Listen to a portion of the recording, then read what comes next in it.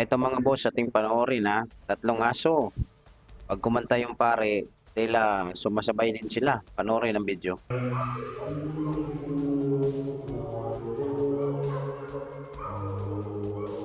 Ayan o, pagka kumanta yung pare, sumasabay din yung tatlong aso. Lupit, di ba?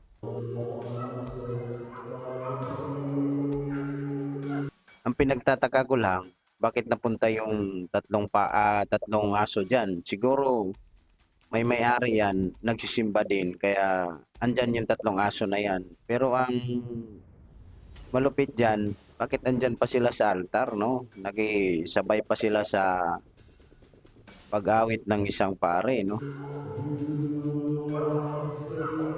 Yun, no? First time ko makita ng ganyan mga boss.